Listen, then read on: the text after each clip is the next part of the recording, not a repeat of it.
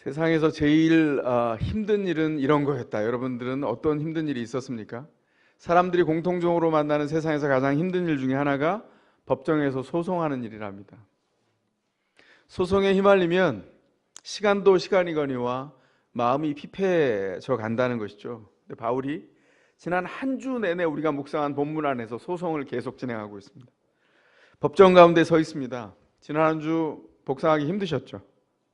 힘드셨을 겁니다. 왜냐하면 기도하고 하나님께 구하면 해결이 돼야 되는데 안 되고 매 맞고 들어가고 또 불려나오고 또 들어가고 이런 일들이 계속 반복되고 있어요. 우리네 삶과 너무 비슷하죠. 문제가 많은데 지지부진하고 해결은 안 되는 이런 상황이 반복되고 있다는 거예요. 심지어 성경에 보면 바울은 어땠습니까? 중간중간에 사람들이 이렇게 얘기해요. 유대인들이 요구합니다. 잠깐 좀 장소를 옮겨주시면 어떻겠습니까? 이유가 뭐예요? 그 지나가는 길에서 암살자를 둬서 바울을 죽이려고 하는 겁니다. 그래서 바울이 사실은 그 유대인들의 증오 안에서의 죽이려고 하는 사람들의 불법과 그리고 합법 사이를 왔다 갔다 하는 불법과 합법 사이의 하이브리드 인생을 살고 있어요. 제가 너무 현대적으로 지금 얘기하나요? 바울이 굉장히 위태한 상황 가운데 처해 있다는 겁니다. 우리 삶과 굉장히 닮아 있는 모습입니다. 유대인들, 바울을 둘러싸고 있는 당시에 유대인들은 어땠습니까? 바울을 죽이려고 살기등등해서 큰 종교 세력을 등에 업고 합법적인 방법이든지 불법이든지 가리지 않고 기회만 주어지면 바울을 죽이려고 하고 있습니다. 증오로 가득 차서 무장되어 있어요. 바울은 이 위기 상황에서 어떤 무기로 무장하고 있습니까? 오늘 본문을 통해서 살펴보려고 합니다. 바울이 무장했던 무기, 그래서 교회에도 주어진 무기, 우리에게 주어진 능력을 오늘 본문을 통해서 살피겠습니다. 하나 양해를 구하겠습니다. 오늘 본문 안에 사두개파, 바리새파가 나누어져서 논쟁했던 것, 이 논쟁과 논거를 해석하면서 세세히 따라가지 않겠습니다. 전체 본문 안에서 주님께서 신자에게 허락하셨던 바울이 담대하게 선언했던 그 능력이 무엇인지 그 일을 중심으로 살펴보려고 합니다. 첫 번째 바울이 간직했던 무기는 바라보는 힘이었습니다. 제가 영향을 받았던 20세기 중반을 살아간 신앙의 선배가 한 사람이 있습니다. 그 사람은 유대인 여성으로 태어나서 살았던 사람이에요. 그 사람의 이름은 시몬느 베유입니다. 중력의 은총, 중력과 은총 이렇게 번역된 책의 저자이기도 한데 제가 성장할 당시에는 시몬느 베유 이랬는데 요즘은 시몬느 베유 혹은 시몬 베유 이렇게 이름을 부르더라고요. 어쨌든 상관이 없습니다. 그가 유대인으로 성장했는데 어느 날 청년이 되었을 때 신약 성경을 읽게 돼요. 그리고 마태복음에 나타난 산상수훈을 읽으면서 그가 유대인에서 기독교인으로 개종을 하게 됩니다. 그리고 이렇게 생각했어요. 내가 내 삶을 불꽃처럼 살아서 예수를 따라가는 제자로 살기를 원한다. 그리고 무모할 정도로 주님께 헌신된 생애를 살았습니다. 그리고 그가 중간중간에 묵상과 자기 삶이 담긴 일기, 에세이들을 남겼는데 그 안에 유명한 한마디를 남겼습니다. 그 한마디가 제 마음을 사로잡았어요. 시몬느 베유는 이렇게 얘기했습니다. 거룩함은 더러움을 바라보는 힘이다. 다시 한번 말씀드립니다. 거룩함은 더러움을 바라보는 힘이다. 이 사람은 이렇게 얘기한 게 아닙니다. 내가 예수를 믿어서 거룩하게 되었으니 더러움을 잘라낼 수 있는 칼을 휘두르는 힘이 생겼다 이렇게 말한 게 아니라 예수를 따라가다 보니까 그의 정체성 안에 이미 거룩함이 들어와 있는데 거룩함이 들어와 온 다음에 세상을 바라볼 때 그 더러움을 바라보는 힘이 생겼다는 거예요. 이게 신자가 가지고 있는 신자가 무장한 힘입니다. 신자에게는 신자로 주님을 따라가는 동안 더러움을 바라볼 수 있는 시선이 생기고 힘이 생깁니다. 예수께서 우리를 바라보시고 우리를 구원하신 이후에 신자에게 있는 본유의 힘입니다. 오늘 보면 1절에 뭐라고 말하죠? 바울이 의회원들에게 주목하여 말하였다. 동포 여러분, 나는 이날까지 하나님 앞에서 오로지 바른 양심을 가지고 살았습니다. 이렇게 말합니다. 그 앞에 있는 걸 조금 더 생생하게 번역하면 이런 거죠. 바울이 의회원들을 똑바로 바라보며 말했습니다. 이렇게 말하는 겁니다. 여기 중요한 내용은 뭐냐면 의회 앞에 끌려 나왔어요. 여기 사내들인 공회입니다. 바울 당대 사내들인 공의회는 절대 권력자들이 모인 기관이었어요. 그들이 모여서 결정하면 끝났습니다. 삶과 죽음이 왔다 갔다 하는 그런 현장이에요. 근데 그들은 바울을 향해서 한 사람도 우호적인 사람이 없습니다. 다 증오로 가득한 이글거리는 눈빛을 가지고 바울을 바라보고 있는데 그들 앞에 나와서 뭐라고 했다고요? 의회원들을 향하여 똑바로 바라보며 말했습니다. 여러분, 이렇게 말하고 있는 그 압도적인 분위기를 뛰어넘어서 그 의회원들 앞에서 말하고 있는 바울이 상상이 되세요? 세상에서도 마찬가지예요. 누군가를 똑바로 바라볼 수 있는 힘이 있다고 하면 그 사람은 축복의 권한을 가진 사람입니다. 세상에서는 누구죠? 왕과 같은 절대 권력자예요. 왕은 어떻게 합니까? 백성을 더 높은 자리에서 바라보죠. 그게 힘입니다. 어떤 사람이 상대방을 좀 더 높은 자리에서 바라보고 그 앞에 서 있으면 그가 권력자입니다. 미술도 그렇게 말하죠. 그림을 보면서 해석하는 사람들이 뭐라 그러죠? 미술에서 가장 중요한 게 시선이에요.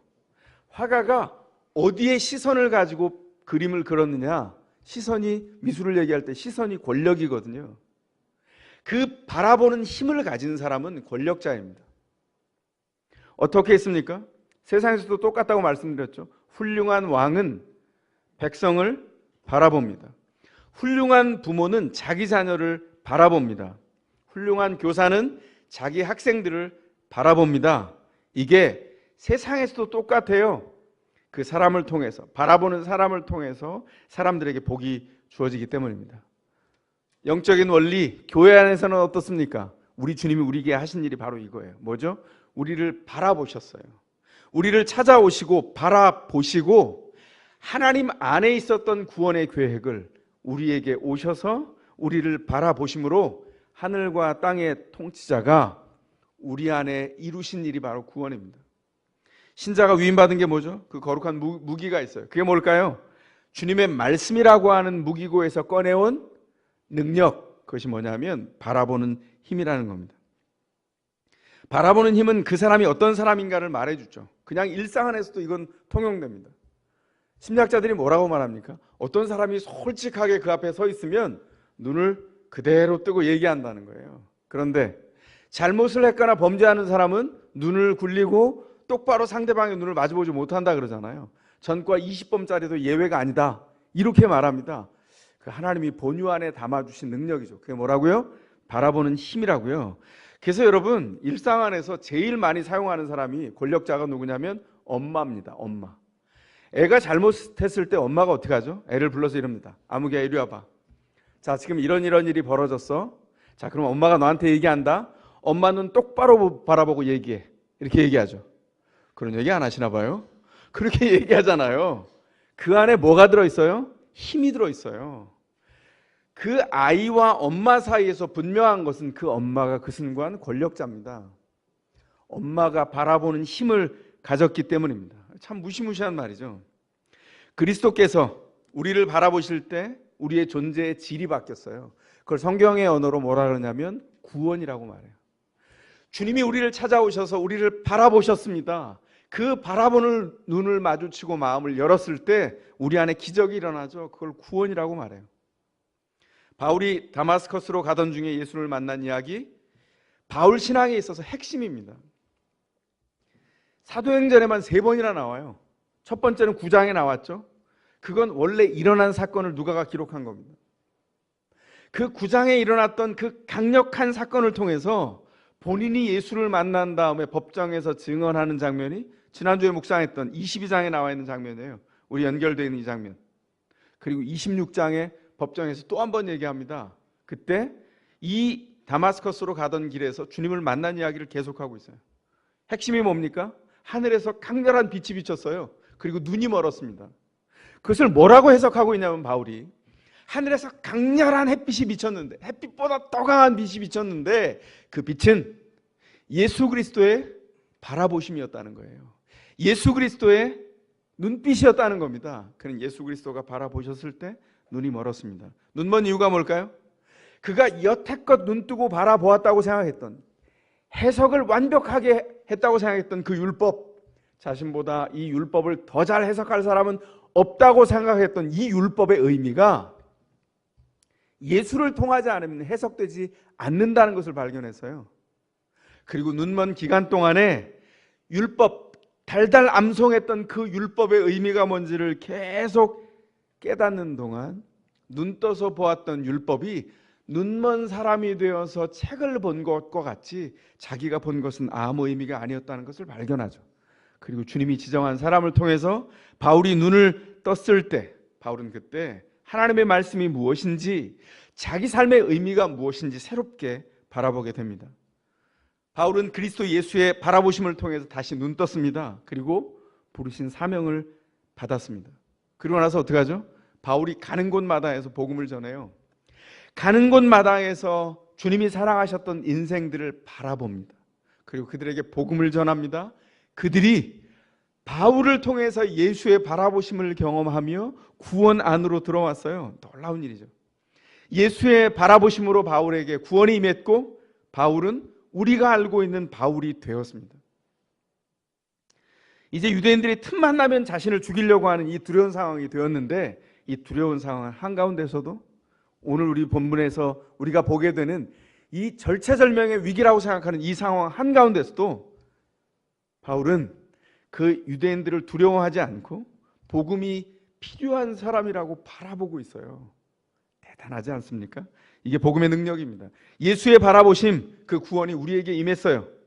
진정한 삶이 거기에서부터 시작됐습니다.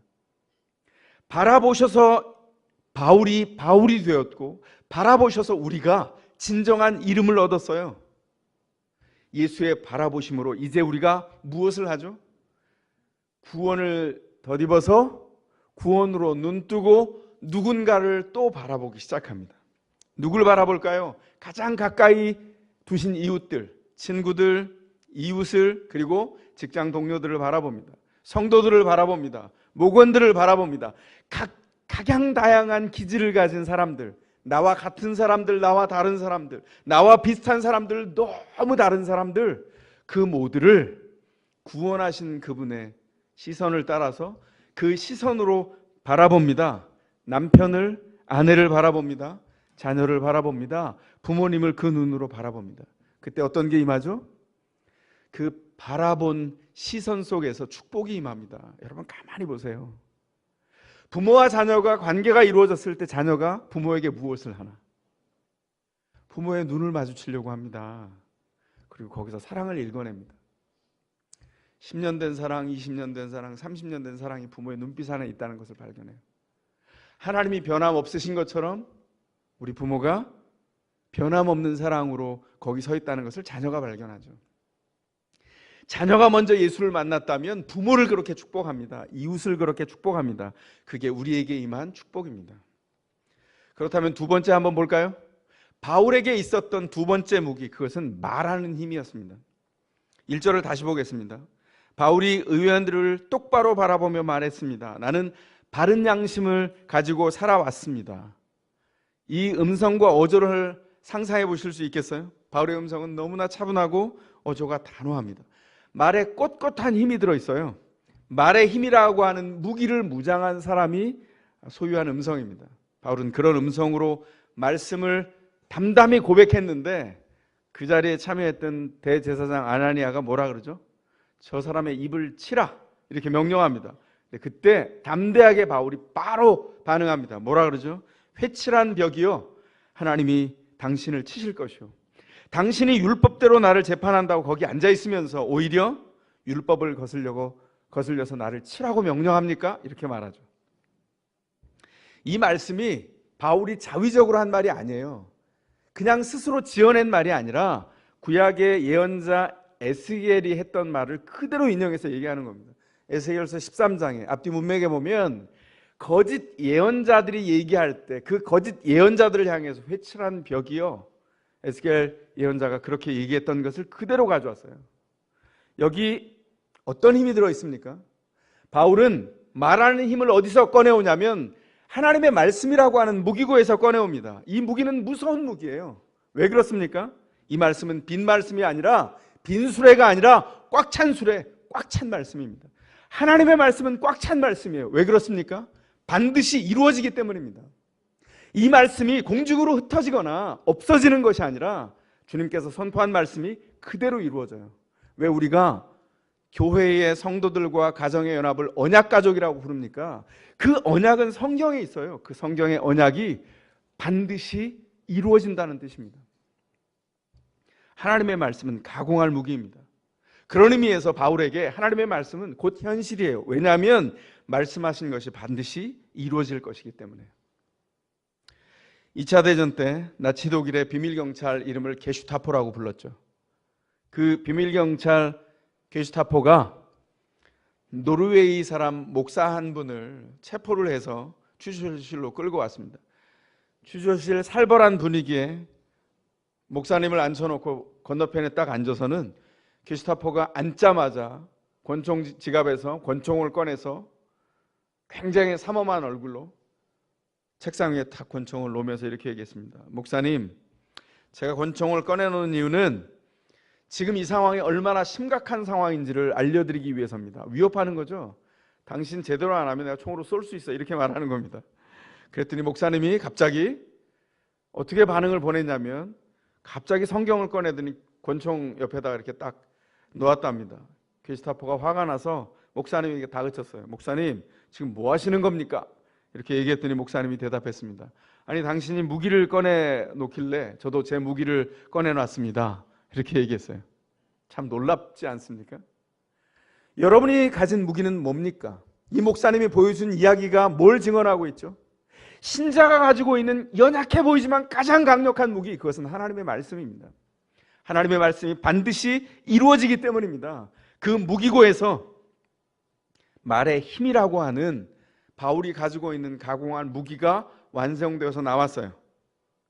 그 하나님의 말씀이라고 하는 무기고에서 삶을 해석하는 통찰과 돌아봄으로 다듬어진 말의 힘이 나옵니다.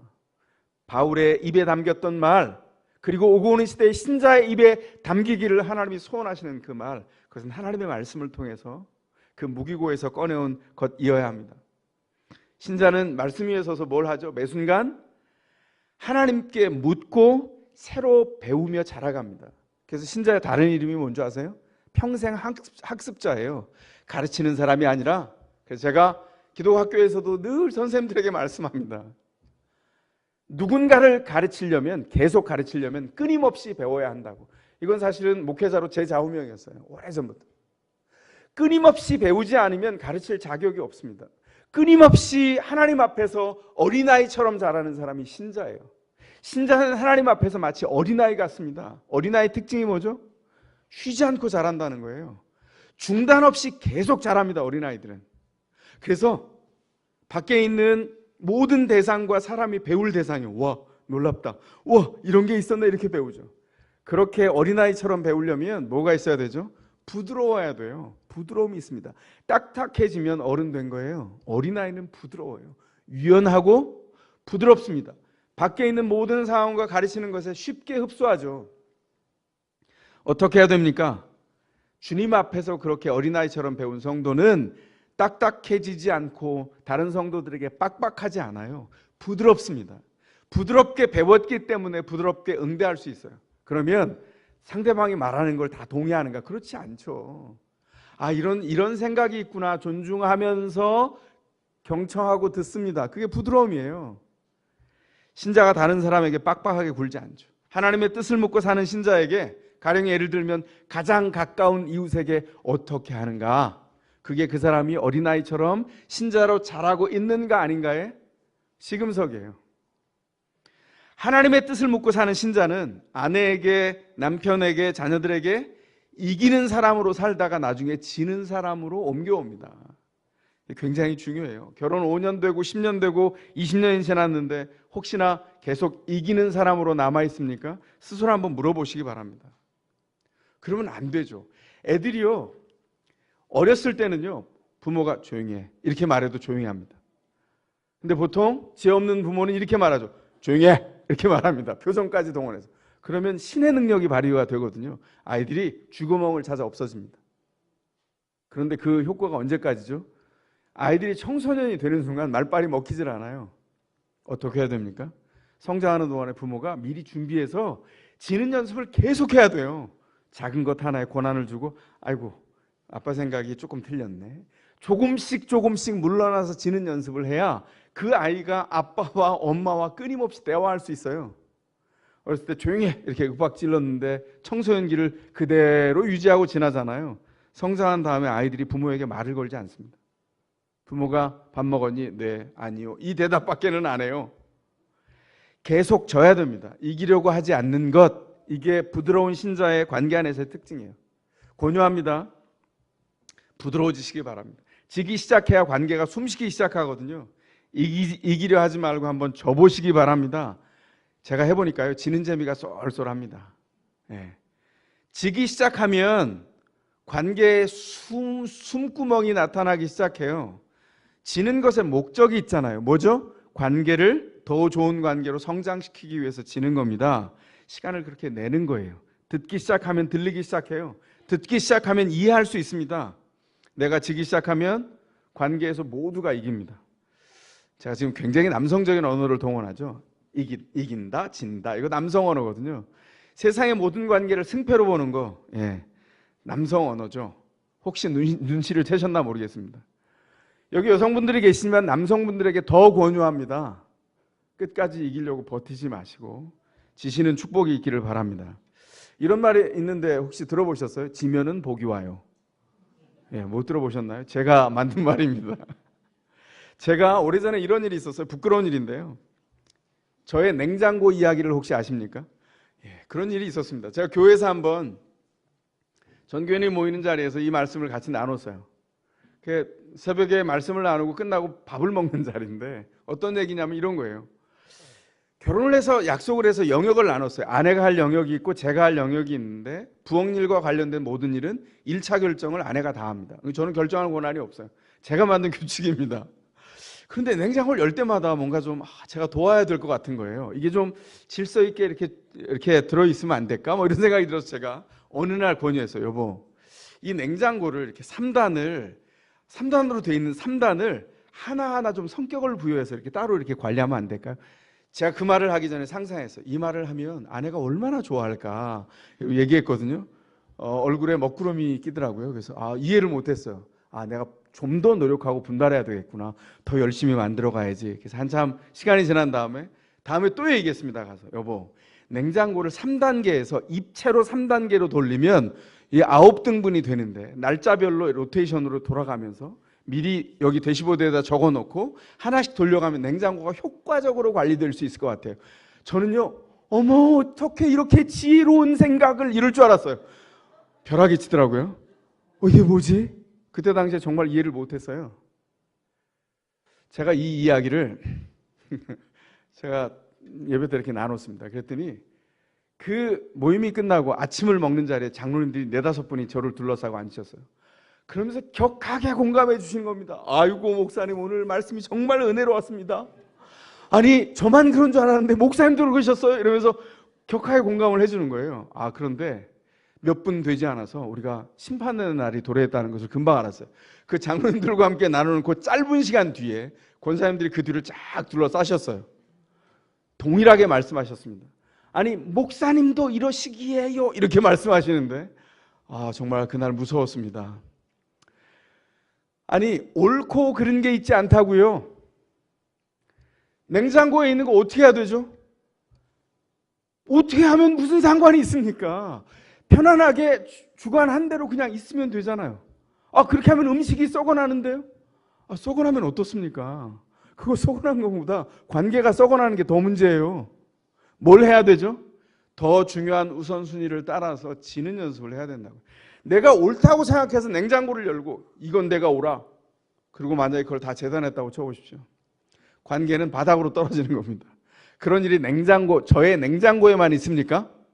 여러분도 별거 다 있으시지 않으세요? 시침 뚝 떼고 보시지 말고 있으시죠? 어떻게 해야 될까요? 그거는 이기는 싸움이 아니라 지는 싸움이 되어야 관계가 성장합니다. 왜냐하면 냉장고 왜 두셨죠? 가족이 화목해서 편안하게 먹기 위해서 둔 거 아니에요. 조금 썩어나가면 어떻습니까? 관계가 그 안에서 화목할 수 있다면 내가 주장하는 것이 옳지만은 않다는 것을 아는 것이 지기 시작하는 거예요. 나는 여태껏 기질이 세서 옳다고 생각하는 게 마음이 간직되었다 할지라도 말하고 함께 할 때는 함께 성장하기 위한 과정을 거쳐야죠. 제가 지금 한 게 뭡니까? 놓치셔서 이 얘기를 따라왔어요. 제가 지금 한 게 뭐죠? 말씀을 의존해서 해석한 거예요. 말씀의 무기고에서 이 해석을 가지고 나왔습니다. 우리 인생 안에서 인생을 바꾸기 위한 해석은 말씀에 의존해서 이루어지는 거예요. 우리 어마어마한 능력을 하나님이 우리 가운데 주셨어요. 바울에게는 주님의 이 말씀이 있었고 이 말씀으로 인하여 해석된 삶이 있었습니다. 그래서 바울은 그 위협적인 현장 안에서 담대하게 말을 할 수 있었어요. 주님의 복음을 증언할 수 있었습니다. 이 증언하는 삶이 바울만의 것입니까? 구원을 통해서 바뀐 모든 신자의 것이에요. 여러분 모두가 해야 합니다. 우리 모두가 해야 할 일입니다. 주님께 해석된 삶을 사는 사람들이 신자입니다. 주님께 해석된 삶을 사는 사람들은 세상이 재단할 수 없어요. 하나님 앞에 어린아이처럼 끊임없이 배우는 사람들은 그 일상에 어려움이 있어도 말씀을 의지하여서 기쁨을 퍼내고 기쁨을 공급하시는 주님 앞에 있습니다. 그러다가 일주일에 한 번씩 목장에서 목원들을 만나면 삶의 애환들을 나누죠. 크고 작은 삶의 무게와 어려움들이 있었어요. 그걸 나눌 때 어떻게 하죠? 주의 말씀을 통해서 우리가 이렇게 했습니다. 이런 말씀 드리면 어떤 분이 이렇게 말씀할지 모르겠어요. 아유 목사님 그런데요, 그냥 우리 다 도토리 기재기예요. 다 그냥 비슷비슷한 일상을 살고 늘 무겁습니다. 누가 아니랍니까? 우리가 무거운 일상을 사는 거 맞아요. 삶은 원래 그 자리에 기쁨은 없어요. 사건과 사건의 연속이죠. 제가 중국 격언 중에 좋아하는 격언이 가던 길을 끝까지 가야 다음 길이 보인다, 이런 격언이 있어요. 근데 가던 길을 끝까지 가면 그 길 끝에 또 다른 길도 쉽지 않고 녹록지 않습니다. 그게 인생이에요. 근데 그 안에서 우리의 인생을 새롭게 하는 것이 무엇입니까? 우리에게 있는 궁극적인 무기고 탕진되지 않고 버려지지 않고 마르지 않는 무기가 있는 곳, 하나님의 말씀입니다. 이 말씀을 의지해서 우리 삶을 해석하고 다시 바라보고 능력을 얻는 것입니다. 여러분, 도토리 키재기 하는 게 아닌 것을 꼭 기억하십시오. 우리에게 말씀이 있기 때문이에요. 아이들도 3살 박이 2살짜리 아이들도 자기가 좋은 게 있잖아요. 그러면 자기 친구에게, 동생들에게 나눠주기를 원합니다. 제가 굉장히 인상 깊은 이야기를 하나 알고 있습니다. 어느 집에 삼형제가 있어요. 큰애가 3살 박이고요. 그 밑으로 연년생으로 2살짜리 아이들이 있는데 걔네들이 쌍둥이에요. 얘네들이 얼마나 웃기냐면 친하게 지내다가 싸움이 벌어지면 형과 동생, 쌍둥이 동생 2대1로 항상 편먹고 싸운답니다. 형이 맨날 당해요. 왜냐하면 뭐 1살 차이인데 뭐 2대1로 싸우면 지겠죠. 늘 투닥투닥 되는데 그날은 아빠가 애들을 보는 날이었어요. 그래서 애들이 보니까 조용히 놀아요. 그래서 안에서 직장 일을 좀 가져와서 더 하고 있는데 집중하다가 문득 생각해 보니까 애들이 너무 조용한 겁니다. 너무 놀라서 벌떡 일어나서 거실로 나오는데 애들이 없어요. 조금 찾아보니까 애들이 화장실 문을 닫고 그 안에서 너무 사이좋게 앉아있더래요. 뭘 하나 문을 열어봤더니 애들이 형 말을 따라서 그 안에 앉아서 아주 다소곳이 앉아서 놀고 있는데 형이 거기서 아주 맑은 우물 하나를 발견한 겁니다. 그래서 우물을 발견해서는 컵을 가지고 그 우물에서 물을 떠서 지가 마시면서 이러고 동생들에게 떠서도 먹여주고 차례차례 아주 뭐 사이좋게 기다리면서 먹고, 그리고 그 맑은 물로 세수도 하고 동생 얼굴도 씻겨주고 있더래요. 아빠가 그걸 보고 경악했죠. 그 물은, 그 아이가 발견한 우물은 변기물이었습니다. 우리가 이야기를 들으면 다 경악합니다. 근데 이 3살짜리 아이에게는 굉장히 놀라운 발견이죠. 그래서 이 놀라운 것을 나만 가질 수 없다, 혜택을 나눠주리라. 그리고 동생들을 불러서 다 혜택을 받도록 했어요. 3살 밖의 아이에겐 이건 놀라운 좋은 일이었으니까, 물론 틀린 판단입니다. 근데 여기 교훈이 있어요. 어떤 교훈이 있죠? 3살 밖의 아이도 좋은 것이라고 판단되면 즉시 나눈다는 거예요. 근데 우리는 어떻습니까? 구원하시는 하나님의 말씀의 무기고에서 주님이 구원하셨고 그 말씀을 통하여 풍성하게 나눠주신 능력이 우리에게 이미 있어요. 세상엔 가짜가 판치고 사람들은 무거워서 죽어나가고 있고 어깨에 진 무게 때문에 절망하면서 쓰러져 가고 있습니다. 어떻게 해야 될까요? 난 좋은 걸 가졌는데, 나는 희망이 있는데, 소망이 내 안에 있는데 뭘 해야 될까요? 나눠줘야죠. 함께 해야죠. 그 불안해하고 어려워하는 사람들, 진리 가운데 무장해서 나눠주는 것, 그게 신자가 할 일입니다. 진리를 알았어요. 진리를 맛보고 있어요. 이 맛있는 거를 나만 먹지 않고 나눠줘야지, 그걸 전도라고 하는 거예요. 그걸 주의 말씀을 증언한다고 하는 겁니다. 모든 신자들에게 그 특권을 주셨어요. 제가 오래전에 경험했던 경험이 있습니다. 제가 군대에 가서 훈련소에서 훈련을 받는데요, 땡볕에 힘들었어요. 저만 힘든 게 아니라 다 힘들죠. 그런데 제가 군대에 들어갈 때 아무것도 안 가지고 딱 조그만한 주머니에 들어가는 작은 신약 성경 하나, 그리고 주머니에 들어갈 만한 몽당 색연필 하나, 제가 그 색깔까지도 지금 기억해요. 군청색이었는데 그걸 하나 가지고 들어가면서 가기 전에 일독을 했어요, 일단. 근데 제가 디모데후서 4장 2절에서 딱 걸렸습니다. 때를 얻든지 못 얻든지 복음을 전파하라. 사도 바울이 디모데에게 하셨던 그 말씀이 제가 너무 불릴듯 도전이 되어서 그 말씀 밑에 줄을 쫙쫙 꺼놓고 집어넣은 다음에 훈련소에 가서 이상한 일을 했어요. 보통 훈련하다가 부대 가면 구대장이 시킵니다. 자, 노래일발 장전, 그럼 발사를 해야 돼요. 보통 뭐 자기가 좋아하는 가요 18번 부릅니다. 저는 노래를 시키면 찬송을 불렀어요. 저 원래 그런 사람 아니에요. 저 가요 많이 합니다. 심지어 잘 불러요. 제가 트로트도 트로트 4분의 4박자 박자 잘 맞춥니다. 요즘 것도 알아요. 왜냐하면 제가 이렇게 차를 타고 가다 버스 타고 가면 이렇게 기사분들이 이렇게 틀어놓으시잖아요. 한 번 들은 건 잊지 못하는 이상한 습관을 가지고 있어요. 그래서 웬만한 건 다 압니다. 그런데 그때 노래를 시키면 찬송을 불렀어요. 나중에 어르신들 모셔놓고 복음을 전할 때, 교회를 한 번도 다니지 않으신 분들 불러놓고 복음을 전할 때, 나훈아의 고향역 정말 복음 전할 때 끝내주는 트로트거든요. 제가 이렇게 네 어르신들 안녕하세요 이러고 코스모스 이렇게 하면 어른들이 무지하게 좋아했어요. 한 곡을 쫙 부르고 복음을 전합니다. 여기 고향역은 우리 어르신들의 고향이 아니라 본향 하나님 나라입니다. 이러면 복음을 믿고 복음의 열매들이 막 나오곤 했었어요. 그런데 그때는 주님이 강권하셨습니다. 노래를 부르는데 찬송을 부르게 하셔서 찬송을 불렀습니다. 일어나서 사회에서 살다 온 이야기를 하래요. 그러면 간증을 했어요. 제가 반복되는 동안에 계속 끊임없이 찬송을 부르고 간증을 했더니 사람들 사이에 제가 별명이 생겼습니다. 기독교 환자. 저 기독교 환자 한 명 더 있네. 기독교 환자라는 거 아세요? 저 그때 처음 들었어요. 예수 믿는 사람들을 군대에서는 기독교 환자라고 부릅니다.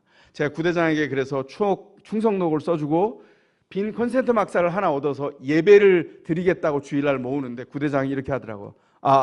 영내에 있는 기독교 환자들은 들어라.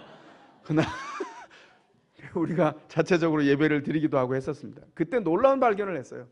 공개적인 자리에서 나와요. 저 기독교 환자 이렇게 비난을 했던 사람들이 쉬는 시간이 되면 앞다투어서 제 앞에 왔어요. 상담을 받으려고.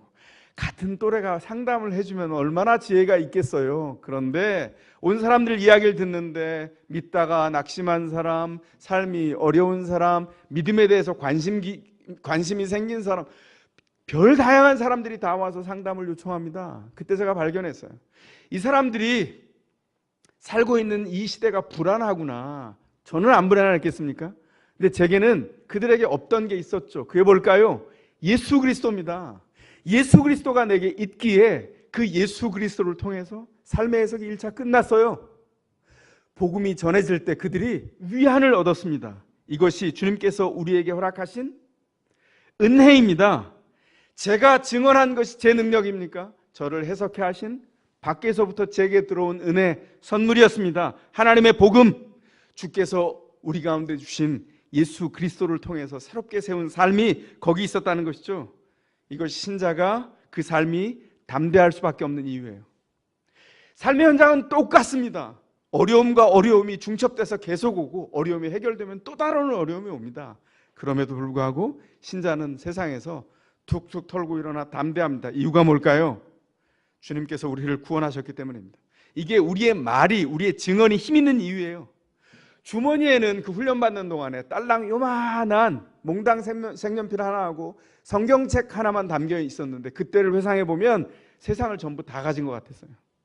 저만 그렇습니까? 이게 저에게만 주신 은혜예요? 여러분 모두에게 주신 은혜입니다. 우리가 주님을 만났을 때 주께서 우리 가운데 살아 역사하시는 것을 경험하지 않았습니까? 그분은 그때 역사하시고 오늘 죽으셨습니까? 오늘도 역사하시죠. 뭘 해야 될까요? 우리가 우리 삶의 현장에서 역사하시는 그분을 붙들고 주님의 살아계심을 증언하는 겁니다. 오늘도 말씀하시지 않습니까? 그 말씀을 통해서 삶을 세우고 담대해져서 또 다른 삶을 격려하는 거예요. 왜냐하면 우리가 격려를 입었기 때문입니다. 우리에게 말하는 힘과 능력을 주셨잖아요. 이미. 뭘 해야 될까요? 그 일을 증거해야 됩니다. 직장 동료들에게, 이웃들에게, 우리의 자녀들에게, 다음 세대들에게. 여러분, 어떤 사람이 이런 글을 썼는데 참 인상적이었습니다.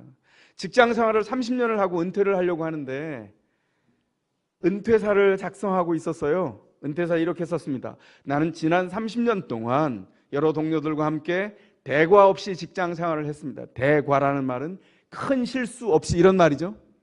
그 문장을 써내려가다가 멈췄어요, 이분이. 그리고 스스로 돌아봤습니다.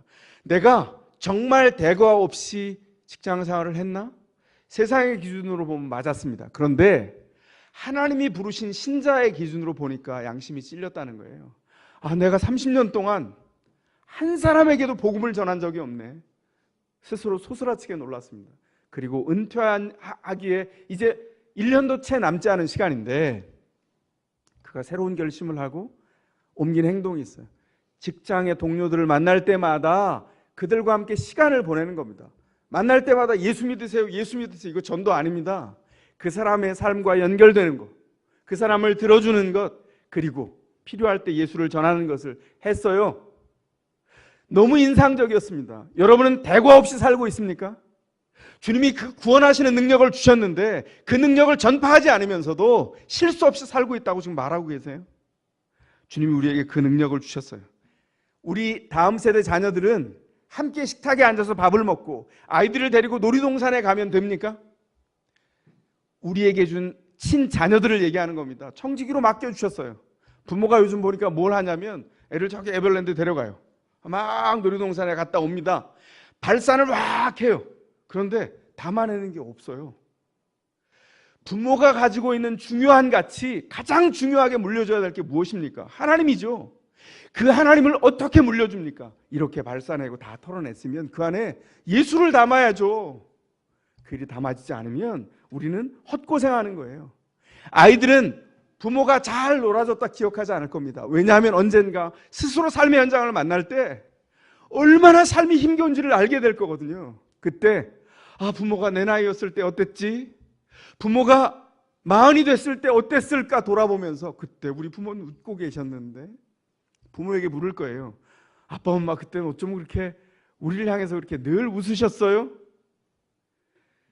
세월이 한참 지난 다음에 아이에게 얘기할 수 있어요. 그랬나? 아, 그랬구나. 너희가 그렇게 기억하면 그게 맞겠지. 삶은 늘 어렵단다. 그러나 주의 은혜도 항상 있어. 그러니까 네가 만난 그 어려운 생애 안에서 주의 말씀을 의지하는 것, 그것이 비밀이란다. 복음을 증언하는 거예요. 그 일을 게으리한다면 직무유기하고 계신 겁니다. 신자의 부르심 안에 이미 하나님이 허락한 능력이 우리 가운데 있습니다. 사랑하는 성도 여러분, 여러분은 지금 어떤 상황에 살고 있습니까? 어떤 무기를 가졌습니까? 예수께서 여러분을 바라보셨습니다. 그 바라보는 힘으로 구원을 얻었어요. 이제 우리가 뭘 해야 된다고요? 또 다른 친구를, 이웃을, 직장 동료를, 성도들을, 남편을, 아내를, 그 생때 같은 자녀들을, 우리의 부모님을 바라보시기 바랍니다. 여러분이 사람들을 바라보기 시작할 때 그들에게 축복이 임합니다. 주님이 우리를 그렇게 부르셨어요. 주님이 우리를 사랑하신 것처럼 그들을 바라보아 사랑하기 시작할 때 그들에게 복이 임합니다. 그들을 향하여서 주님을 증언하십시오. 그가 예수를 만날 것입니다. 그 은혜 안에서 사시는 저와 여러분 되기를 주의 이름으로 간절히 축원합니다. 이 시간 그 말씀을 붙들고 가능하신 분들은 조용히 일어나시겠습니다.